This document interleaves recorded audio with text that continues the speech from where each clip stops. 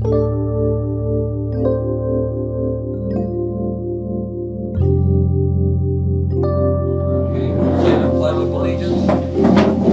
going to do it myself today.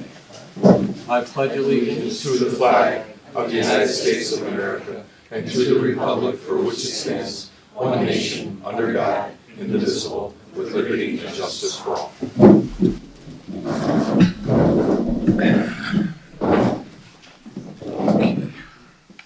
If you'll permit me, Sheriff McAndrew is going to participate by phone. He's tied to his office on something.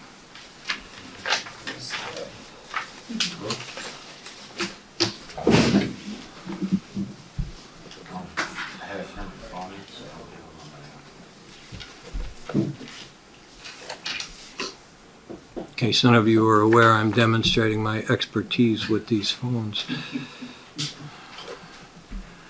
Thank God they're alphabetical.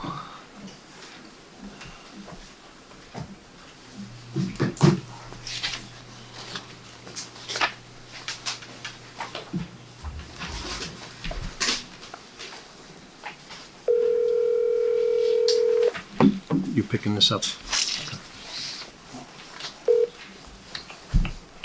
Hi, Judge. Sheriff, how are you? You're on speaker? Hold on, Judge, let me call you right back. I gotta go on speaker, hold on. He's even more proficient than I am.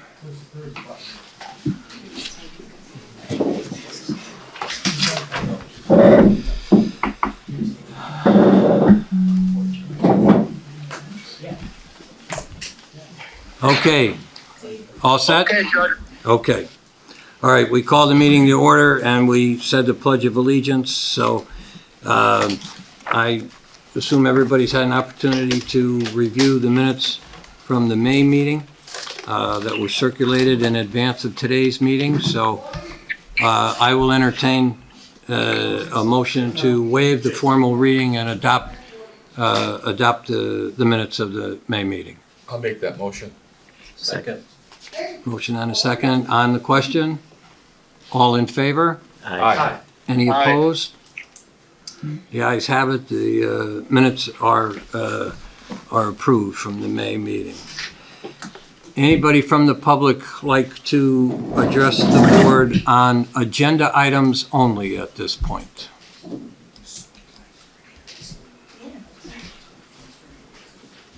Okay, no one's stepping forward, so we'll move forward with our motions. First motion on the agenda is a motion to approve all current payables for the Community Corrections Center and the prison. Again, these were all circulated in advance of today's meeting, so I trust everybody's had an opportunity to review them. And if so, I'll entertain a motion to approve them. Motion. I have a motion. Do I have a second? Second. I have a second. On the question? All in favor? Aye. Aye. Everybody, all the ayes have it, no nays. So the current payables for the Community Correction Center and the prison are approved. Next motion on the agenda is a motion to review and recommend approval of the amendment to the agreement with ARA Mark Correctional Services LLC. We also have with us Chief of Staff Jeffers and Mr. David Bolzoni, who is all things financial for the county. Is that a little too broad for you, or are you okay with that? No, that covers it. Okay. So to address that, so would one of you like to approach the podium? Or both? We all looked at the contract and the amendment, Your Honor, and after Mr. Bolzoni went through the finances of it, it makes a lot of sense to continue with the 1 year amendment, or 1 year of the amendment for the 1 year extension, and then put the RFP out for next year because of the savings that would be accomplished in the upcoming budget. That's you. So everyone received a memorandum which really outlines the recommendation for extending the contract with Aramark for 1 year. I'll go to the latter part of the memorandum just to recognize some considerations in the extension of the contract for a year. The current unit cost structure compares favorably to our peer counties, and there was a listing of the itemized cost that's associated with the same delivery of service for our peer counties. We were the lowest in that group. The U.S. Bureau of Labor Statistics measure of one-year CPI for food, which is the measure that these companies use in order to create their cost structure, shows an increase, an inflationary increase of 2.9%. So between 2.9 and the food away from home, which is a more specific measure of 3.8, is probably indicative of what an increase might be. And we saw that with the initial Aramark proposal. When they came back to us and had asked for an extension of the contract, they came back with an increase that was reflective of those inflationary measures. They since had changed that because of the request for proposal process, which was favorable to the county. The calculations that were used by the county in reference to total cost were based on a prisoner count of 633, which I had gotten from the warden. And if you include staff meals, which are the two principal measures of cost within that line item, it remains favorable to budget. And that cost consistency would be helpful to us when constructing the 2025 budget. Normally, when you're constructing line items with a budget, especially with measures that are as sizable as this, you're building in an inflationary cost increase, whether it's an existing contract or a new contract. This would be one of the few situations where we'd actually have some consistency in cost. Those are the reasons for the recommendation to continue. If it was more than 1 year, maybe the recommendation wouldn't be quite as strong. Since it's 1 year, we're still going out request for proposal next year anyway. So that would be my recommendation. That's the rationale for it. Anybody have any questions of Mr. Bolzoni? The only question I have is, so what you're saying is the cost is staying the same as it is Consistent. this year? Correct. Consistent. And you could see it from the unit cost. The unit costs remain the same. Okay. How about, the only thing I was confused on, snacks. So current pricing is $1.25. When you say post RFP publication, that's what they had submitted, they responded to the RFP, is that? That's correct. But what I looked at were the two principal costs that were Okay. associated. So keep in mind when you look at the budget numbers, which I'd indicated, so the food service budget for this year is 1.4 million. When you look at staff meals and prisoner meals, you've got 953,000 based on 633 inmates, plus staff meals of 216,000. That is the line item. Okay. The rest of those are relatively minor. So even though there are adjustments in there, they're not going to really impact the principal cost. Okay. Warden, could you just talk about how Aramark has been in terms of, the food? And I know we got a letter from a woman. Can you just talk about what your experience is with Aramark? Right now, or you want me to? Oh, I'm sorry. I thought you were sitting behind No, it. I was- Yeah, no, if you could do it right, if you could do it right now, that'd be great. We've had Aramark for a number of years. Because of that, they have a familiarity with both the way the institution runs and the expectations of the county. I am receiving very little, if any, grievances that are hitting my level from inmates regarding food quality or quantity. As Mr. Bolzoni was mentioning, I think that we compare favorably with other counties that are have vendors that are providing food service. So from my perspective, I have no complaints. And just to add, so the contract duration was initially 7 years. So the contract was led in August 2018, and the initial period, excluding the 1 year extension, expires August 31st of 2025. Is the proposed RFP that will go out next year, is that going to be similar in length Do we even know that yet? My experience has been that, yeah, we usually will utilize RFPs that are already in place and just edit them to make them up to date. So I would anticipate it'll be the same length, conditions, et cetera, with little tweaks here or there. Anybody else have any questions, comments? Okay. Thank you, Mr. Bolzoni. And Mr. Jeffers. So, with no other questions, anybody wish to make a motion to review and to recommend approval of the amendment to the agreement for 1 year with ARA Mark? Motion. I have a motion. Do I have a second? Second. I have a second. On the question? All in favor? Aye. Aye. Any opposed? The ayes have it. The amendment to the agreement will be approved. I'm sure you have other financial things to take care of. So you're more than welcome to stay, but we can even make arrangements for overnight accommodations for you. All right, so we get to regular business to the controller's report. Mr. DeBillio. Yes, Your Honor. The Controller's report of the prison inmate and canteen accounts for May of 2025. The Controller's Office reviewed the prison inmate and canteen account reconciliations, which were prepared by the Prison Business Office for the month of April 2025, and found no discrepancies between the reconciliations and the bank statement. The balance in the inmate account was $474,875.18 as of May 31st, 2025. The balance in the canteen checking account was $592,720.44 as of May 31st of 2025. In addition, as of May 31st, the canteen account also included 2 investments with the Pennsylvania Local Government Investment Trust investment accounts of a total of $947,823.19, which is earning approximately $3,455 per month, and which will mature in July of 2025. Both will mature in July of 2025.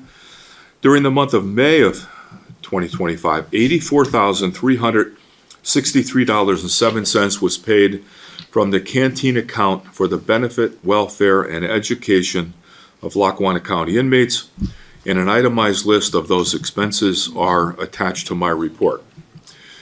And besides that, Your Honor, one of the 2 6-month investments will expire on July 11th, which is prior to our next meeting. The balance in that particular investment is $857,064.56 and is earning an annualized rate of 4.4%, maturing on July 11th of 2025. And if we would like to have a motion to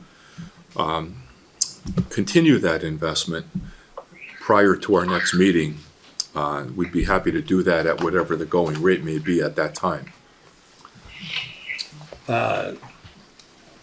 I know you don't have a crystal ball, but do you anticipate any big fluctuations in rates between now and then? No, it doesn't seem like it's going to be any lower than what it is now. Actually, it may, chances are it may be somewhat higher a little bit prior to now on July 11th. Okay. Rates seem to be going back up more recently. And Reggie, what is the current rate, Reggie? 4.37%. 4.37, which is 0.03% lower than what we're currently receiving. So it's going to be right in that ballpark of the current rate. Should be. Okay, and where is this held? It's the Pennsylvania Local Government Oh, it's the Investment Pliget? Trust. Okay, Yeah. all right. Well, does anybody want to make a motion to authorize renewal? Are we talking about 3 months, 6 months, what are we talking about? We've been doing 6-month periods, Judge, Okay. for some time now. I'll make the motion. Okay. Do I have a second Second. on the question? All in favor? Aye. Aye. Any opposed? The ayes have it, so, you We'll know handle that. you know what to do. Yes, Okay, we'll take care of it. thank you. Okay, Norm, you're And back. We may have to accept the report besides that, Judge. Accept the whole report. Oh, I'm sorry, yes, Yeah. I'm sorry.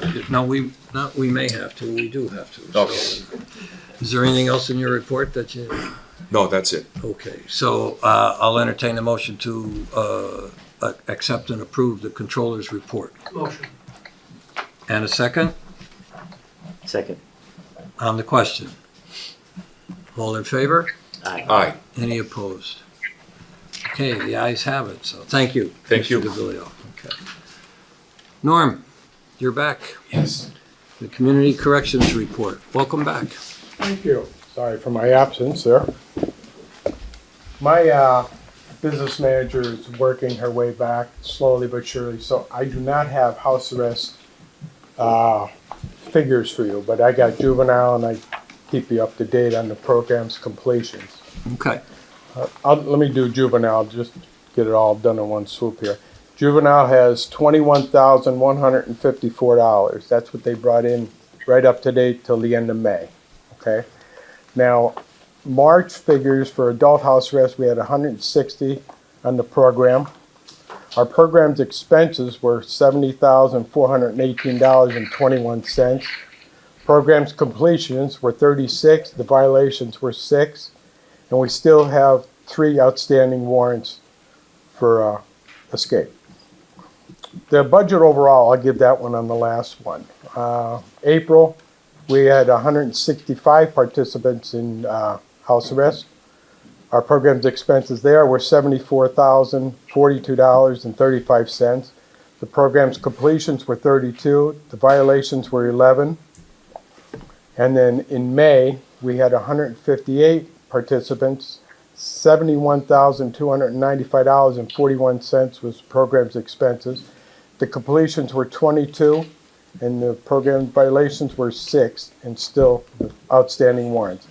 The budget overall, overtime is at 5%, that's up to May 31st. Expenses are at 40%, and the revenue is at 18%. I don't think it's have it on your paper correctly, but it's at 18% because in January and February, house arrest had some, when I did the report, had some income coming in on it at that point. So that and all the juvenile comes out to 18% right now. And it'll, when I get these, we get them made up for March, April, and May, our revenue is going to be up too. It's going to probably, I'm going to estimate roughly around 41%. It'll be with the expenses close to it. But it's going to take time to get these figures done because she's working her way back. So Okay. we have to go through every single person that was on the program, everyone that got released.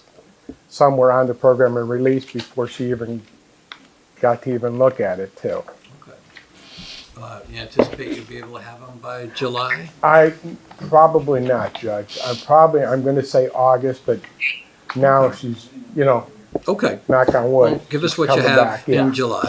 Yeah, and I'll be back again no matter what even if I have to do juvenile. And that's the end of my report. Okay. Any questions for Mr. McConaughey? If not, I'll entertain a motion to accept his report. So moved. Second. I have a motion and a second on the question. All in favor? Aye. Aye. Any Aye. opposed?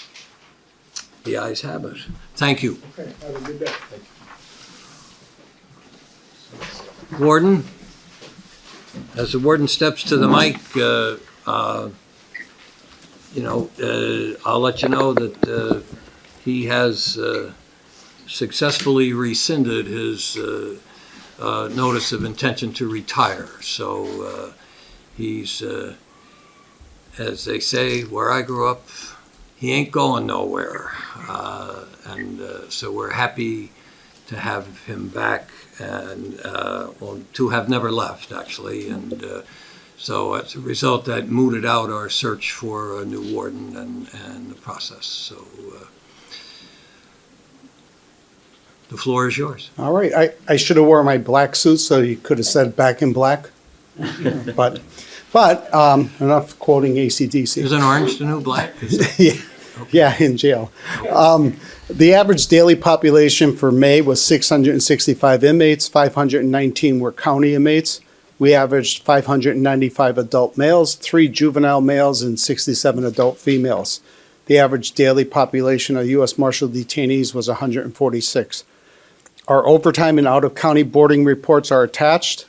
A staffing update, currently our correctional officer numbers break down to 177 full-timers on shift, 3 out on workers' comp, 0 on continuous FMLA, 85 with intermittent FMLA, 1 on administrative leave, and 1 full-time vacancy for a total of 182 full-time officers.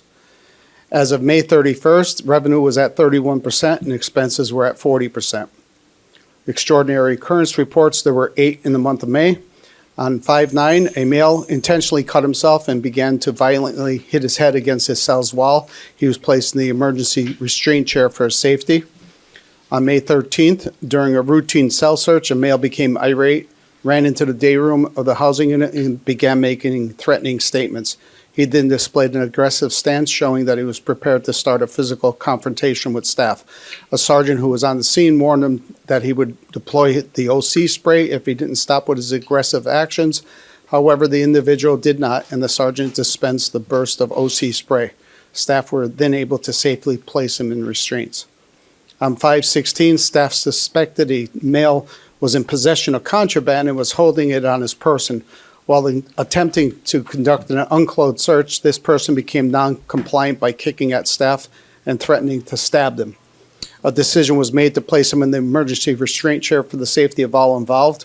Once secured in the chair, staff discovered 4 packages containing a white powder-like substance and a brown leafy substance. On 5/23, a male on a behavioral watch covered his cell's camera with an unknown substance. Staff moved him into another cell so they could clean the substance from the camera, and I observed the individual pacing back and forth in his cell. Short time later, they observed the individual lying on the floor with what appeared to be blood on his hands.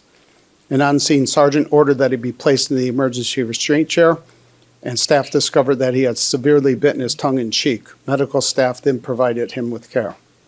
On 5/24, this same male began to bang his head off the cell's floor and then began hitting his head off the cell's window. For the safety of staff, they placed him in the emergency restraint chair.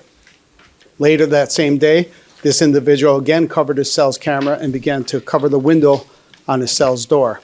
He refused to comply with staff's attempts to de-escalate the situation, and a decision was made to once again place him in the emergency restraint chair. On 5/26, a newly committed male began to kick his cell door in our intake area while spitting and screaming at staff. Attempts at de-escalating this person proved futile, and a decision was made to place him in the emergency restraint chair for the safety of everyone involved. On 5/26, the inmate previously mentioned in occurrences 4, 5, and 6 of this report was observed to once again be bleeding. Staff were able to transport him to the medical department without incident. However, while there, he threatened to continue to harm himself. A decision was made to place him in the emergency restraint chair as a preventative measure until he relaxed, and he was temporarily placed on a one-on-one observation with an officer to ensure that he didn't attempt any further self-harm. PREA, there was one PREA investigation completed in the month of May. It was an allegation of staff on inmate sexual contact and has been deemed unfounded. The completed investigation has been forwarded to the DA's office for further action if deemed appropriate. And personnel, there are a few matters that should be discussed if the board decides to go into an executive session. And that concludes my report. Tim, the individual had some repeated placements in the emergency restraint chair. Was there an opportunity there at some point for a psychological evaluation, or? Yes, there always is. What I don't mention in this, because I'm just doing the reports themselves, I'm only reporting that which is obligated to be reported as an extraordinary occurrence report. Okay. Anytime that we use OC spray or there's a placement in the emergency restraint chair, that individual is checked out by our medical department. When you have a case like this where you had, in a matter of 2 days, we had 4 different instances, 5 different, I'm not really sure, with the same individual, that's obviously going to get our attention. It's going to get our medical department's attention. They will have their mental health people addressing him.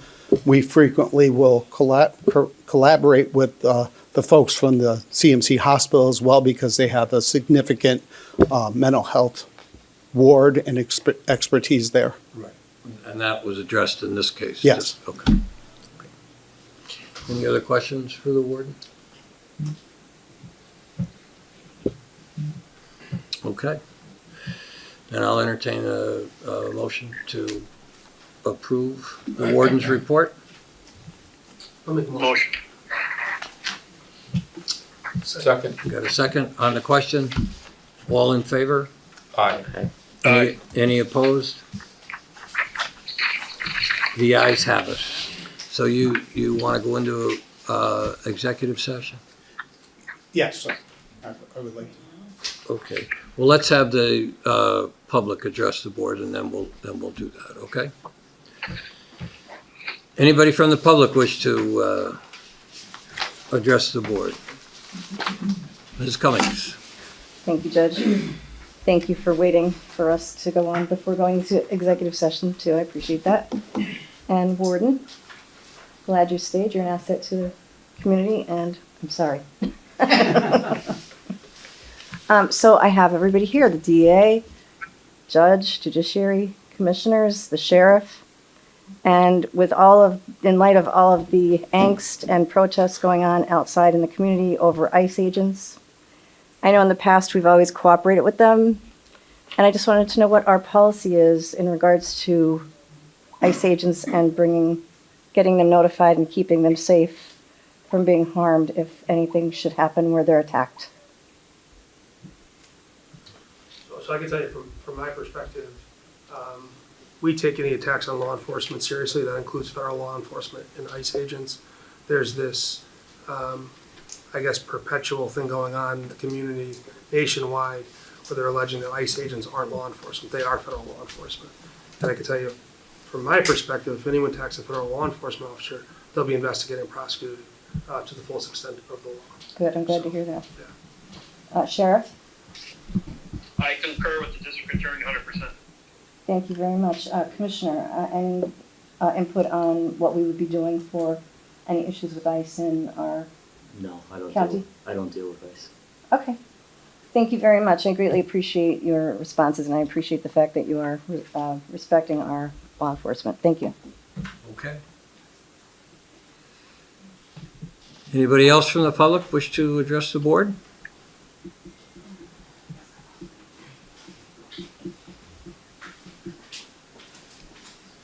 Hi, my name is Leslie Smith. I speak on behalf of a lot of the female inmate population. I received a letter from an inmate a day after last month's meeting. I didn't get a chance to read it last month, so I would like to read it now. It says, "To whom it may concern, I am an inmate at Lackawanna County Prison, and this letter is post-state inspection here on this day. Prior to today's inspection, the entire unit was run down on, rated cells, and toilet paper, maxi pads, and color pages that we paid for and sent in by Amazon were ripped off our doors and walls and thrown out. The COs took all the cleaning supplies off the block, which should be available to us, and also informed us that we were not allowed to take showers or we would get a misconduct. The inspection today did not include the inspector going into cells to see the vents that maintenance does not tend to, cells that have mushrooms and mold growing inside them, and multiple cells that have issues with vents and sinks. Also, they failed to notice that the dust-covered ceiling that is the responsibility of maintenance and falls onto our person and food and drinks daily is ignored. The exhaust unit on L block has 2 filters that are not the right ones for the vent itself, and they are stacked, which defeats the purpose of them. These filters were put in place in February of 2025. I also noticed that a woman came onto the block and had an inmate show her how she logged into the tablet and how she accessed the law library on it. Being able to log into it is not our main issue. Our issues are the materials we have access to and not being able to type legal things and not being able to print anything out for our cases. These issues never get addressed. The vents in the showers that are for the moisture and steam to be extracted are full of dust, therefore do not serve their purpose. There are no ladders on the beds, which is a safety issue, especially when the prison has 2 inmates together and either a physical ailment, a weight issue, or age makes it very difficult for an inmate to get on the top bunk. There are several inmates who end up sleeping on floors because of this issue. We ask that these issues be looked into and rectified. Thank you.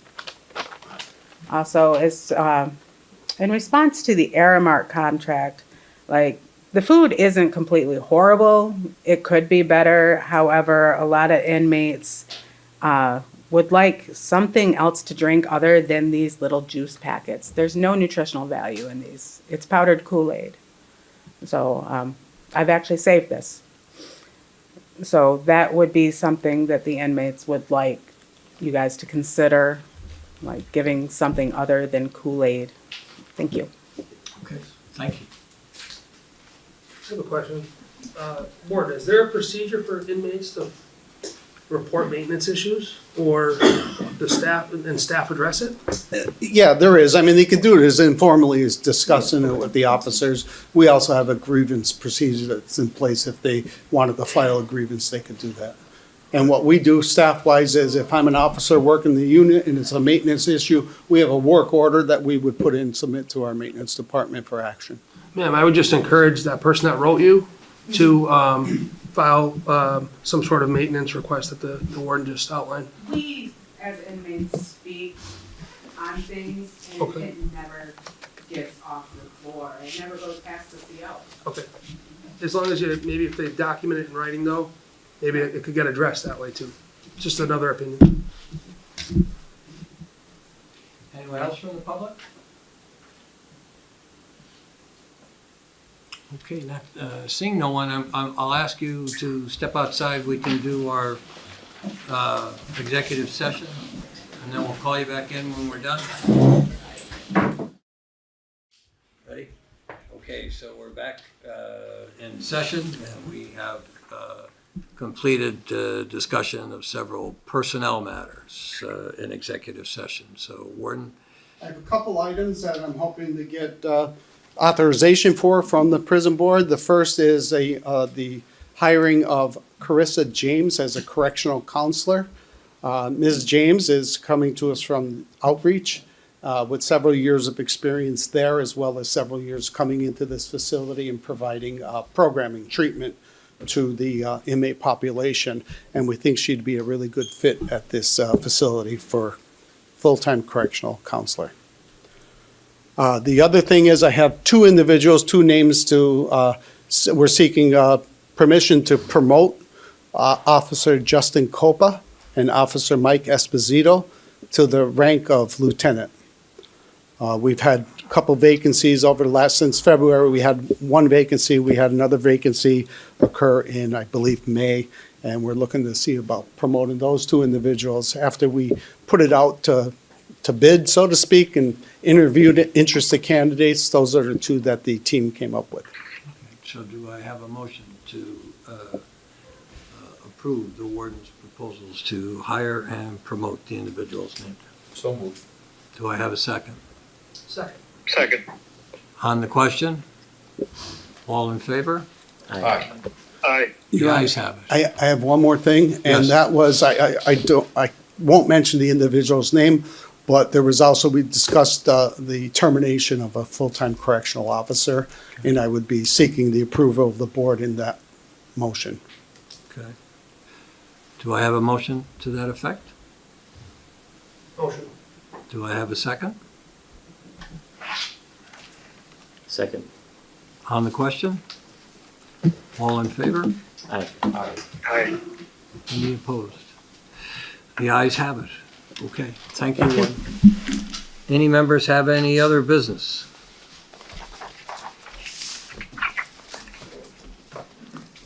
I have other business.